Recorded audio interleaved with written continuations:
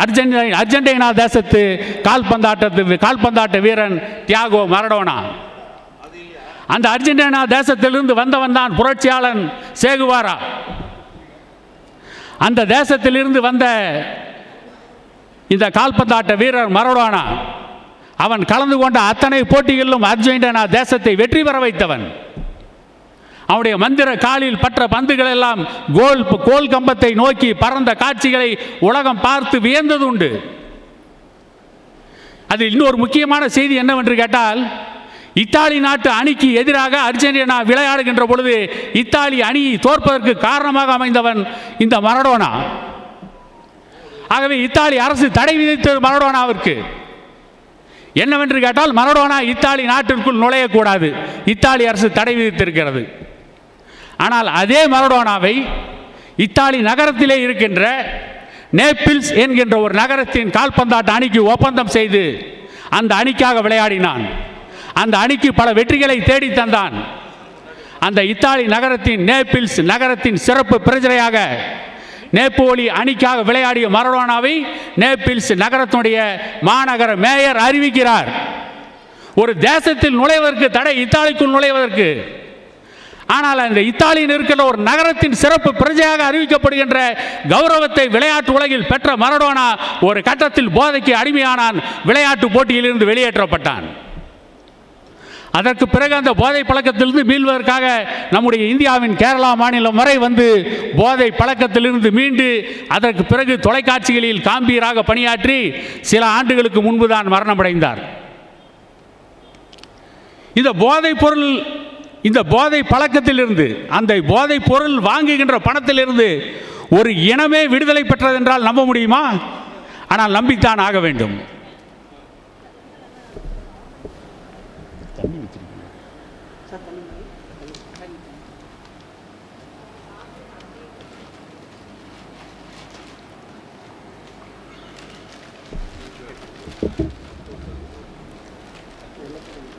இரண்டாம் உலகப் போரில் 3 கோடி பேரை ஈவிரக்கமின்றி கொன்று குவித்தான் நாஜி ஹிட்லர். யூத மக்களை கொன்று குவிப்பதிலே அலாதி பிரியம் கொண்டான் ஹிட்லர். அந்த யூத மக்கள், அவர்களுக்கென்று ஒரு நாடு இல்லை, அந்த இனத்திற்கென்று விடுதலை இல்லை. அந்த இனம் திரும்புகின்ற திசையெல்லாம் ஹிட்லரால் தாக்கப்படுகிறது. அந்த இனம் ஆயுத போராட்டத்தை நடத்துகிறது. அந்த போராட்டத்திற்கு தலைமை தாங்குகிறான் டேவிட் பென்குரியன். அமெரிக்காவிலே யூத இனத்தை சார்ந்தவர்கள் பெரும் செல்வந்தர்களாக இருக்கிறார்கள். அந்த யூத இன விடுதலை போரிலே ஆயுத பற்றாக்குறை ஏற்படுகிறது.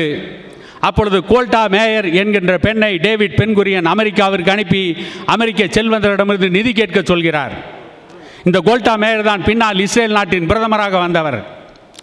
அவர் அமெரிக்காவிலே போய் யூத செல்வந்தர்கள் மாலையில் நடத்துகின்ற விருந்து, அந்த விருந்து மண்டபத்திலே யூத சமூகத்தை சார்ந்த பெரும் செல்வந்தருடைய கேளிக்கை நடக்கின்ற அந்த கிளப்பிலே போய் உரையாற்றுகிறார். அங்கே கேட்கிறார், உங்கள் வீட்டு பெண்கள் ஒப்பனைக்கு செலவு செய்யும் பணத்தை கொஞ்சம் கொடுங்கள், நீங்கள் மதுவுக்கு செலவு செய்யும் பணத்திலிருந்து ஒரு சிறு தொகையை கொடுங்கள், நம்முடைய இன விடுதலைக்காக ஆயுதம் வாங்கி ஆயுத போரை நடத்தி இந்த இனம் விடுதலைக்கு நாங்கள் போரிடுவதற்கு வசதியாக இருக்கும் என்று கேட்கின்ற பொழுது கோல்டா மேயருடைய கண்ணிலிருந்து தாரை தாரையாக கண்ணீர் கொட்டுகிறது. அந்த கோல்டா மேயருடைய பேச்சுக்கு பிறகு $10 மில்லியன் மதுவுக்கு செலவழிக்கின்ற பணத்திலிருந்து யூத இனத்தை சார்ந்த பெரும் செல்வந்தர்கள் கொடுக்கிறார்கள். அந்த $10 மில்லியன் எடுத்துக்கொண்டுதான் 2 கப்பல் நிறைய ஆயுதங்களை வாங்கி அந்த இஸ்ரேல் நாட்டின் யூத இனம் விடுதலை பெற்று இன்றைக்கு இஸ்ரேல் என்கின்ற நாடு அவர்களுக்கு சொந்தமாக இருக்கிறது. இன்றைக்கு உலகத்தின் பலம் வாய்ந்த விமானப்படை அவர்களுக்கு சொந்தமாக இருக்கிறது. இதையெல்லாம் ஏன் நான் இங்கே சொல்கிறேன் என்று சொன்னால், மது எவ்வளவு பெரிய பாதிப்பை ஏற்படுத்துகிறது, மது எவ்வளவு மோசமான பாதிப்புகளை ஏற்படுத்துகிறது. மது பழக்கத்தால் எத்தனை பெண்கள் இந்த நாட்டிலே துயரத்தை அனுபவித்துக் கொண்டிருக்கிறார்கள், துன்பத்தை பெற்றுக் கொண்டிருக்கிறார்கள். மது இல்லாமல் வாழ முடியும், மது இல்லாமல் வாழ முடியாதா? வாழலாம். ஆனால் மது பழக்கத்திற்கு அடிமையாகி நம்மை நாமே அழித்துக் கொண்டிருக்கிறோம். இன்னொன்று, இந்த சமுதாய சீர்கேட்டை உருவாக்குகின்ற மதுவை வளர்ப்பதிலும் போதை பொருட்களை வளர்ப்பதிலும் இன்றைக்கு இருக்கின்ற தமிழ் சினிமாவிற்கு மிகப்பெரிய பங்கு உண்டு. கடந்த 10 ஆண்டுகளில் வெளிவந்த திரைப்படங்களை பாருங்கள்.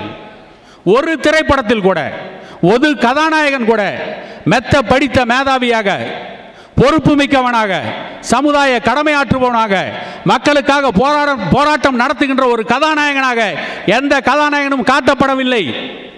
புஷ்பா என்கின்ற ஒரு திரைப்படத்தில் கதாநாயகன் செம்மரக்கட்டை கடத்துகிறான். கடத்தல்காரனை கதாநாயகனாக காட்டுகிறது திரைப்படங்கள். இன்றைக்கு திரைப்படங்களிலே கதாநாயகன் என்றால் அவன் மது அருந்தினால்தான் கதாநாயகன். அந்த கதாநாயகனுக்கு அழகிய தோற்றம் இருக்காது, ஒழுக்கம் இருக்காது, ஒரு நல்ல உடை இருக்காது, அத்தனை கெட்ட பழக்கங்களும் இருக்கும். ஆனால் அந்த கதாநாயகனை காதலிப்பது யார்?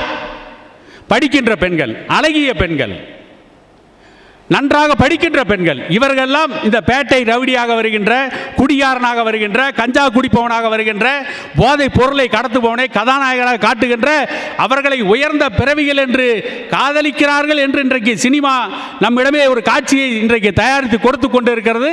அந்த திரைப்படங்களையும் 100 நாட்கள் ஓட வைத்துக் கொண்டு இருக்கிறோம்.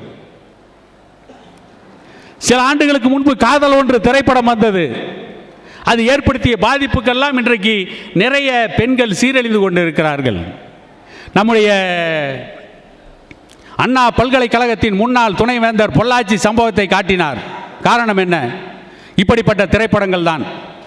2 நாட்களுக்கு முன்பு ஈரோட்டில் மதுபான கடைகள் மூடப்பட்டிருக்கிறது என்பதால் பிளாக்கில் மது விற்ற 33 பேர் ஈரோடு மாவட்டத்திலே கைது செய்யப்பட்டிருக்கிறார்கள். எப்படி? எவ்வளவு மோசமான விளைவுகள்! மது இல்லாமல் வாழ முடியாதா? கிட்டத்தட்ட 1980 வரை மது பழக்கம் தவறானது என்று சித்தரிக்கப்பட்டது.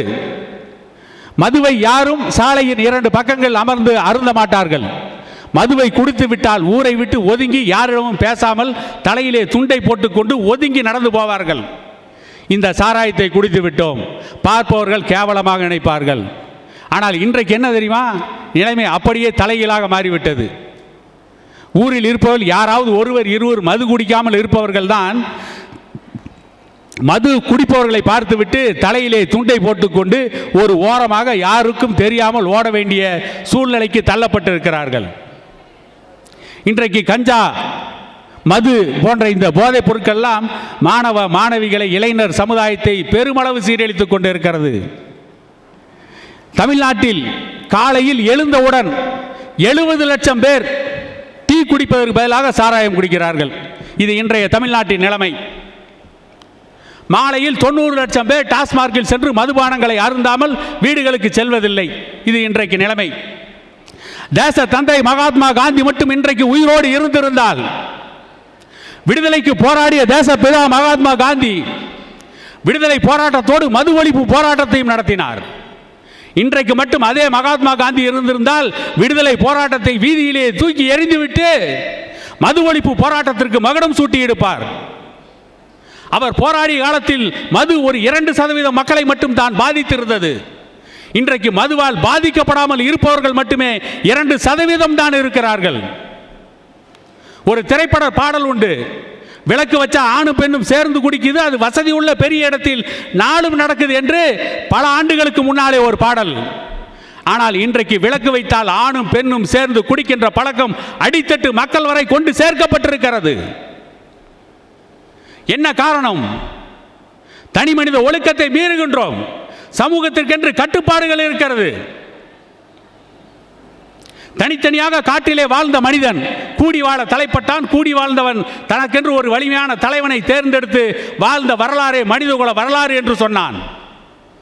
அப்படி கூடி வாழ்ந்தவர்கள் ஒழுக்கமாக வாழ்வதற்கு சில நெறிமுறைகளை உருவாக்கினார்கள். அந்த நெறிமுறையின்படி வாழ்க்கையை நடத்த சொன்னார்கள். முன்னோர்கள் உடன்கட்டை ஏற்றினார்கள். அதை நாம் மறுக்கிறோம், அது தவறு.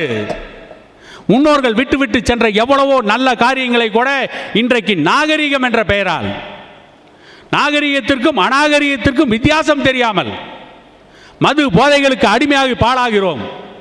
இறுதியாக ஒரே ஒரு கிராமத்து கதையை எனக்கு நான் 5ஆம் வகுப்பு படிக்கின்ற பொழுது ஒரு பெரியவர் சொன்ன கதை. ஒரு பெண், சற்று தவறான எண்ணம் கொண்ட பெண், அந்த வழியிலே போகின்ற ஒரு ஆணை அழைத்து கேட்கிறார். அந்த பெண்ணுடைய கையிலே ஒரு குழந்தை இருக்கிறது. அவள் கையிலே மாமிசத்தை வைத்திருக்கிறார், ஒரு கையிலே சாராய புட்டியை வைத்திருக்கிறார். அந்த வழியிலே போகின்ற ஒரு ஆணிடம் உனக்கு ஒரு வேலை தருகிறேன், அதை கண்டிப்பாக செய்தாக வேண்டும். ஒன்று இந்த மதுவை குடிக்க வேண்டும், அல்லது என்னுடைய குழந்தையை கொலை செய்ய வேண்டும், அல்லது என்னோடு நீ தாம்பத்திய உறவு வைத்துக் கொள்ள வேண்டும். இதில் எதையாவது ஒன்றை நீ செய்தாக வேண்டும், இல்லையேல் உனக்கு ஆபத்து ஏற்படும் என்று எச்சரிக்கிறாள்.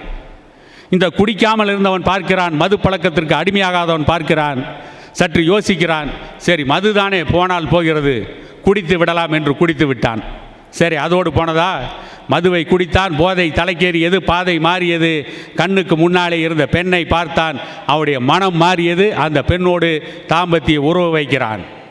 அப்பொழுது அந்த குழந்தை வீறிட்டு அழுகிறது.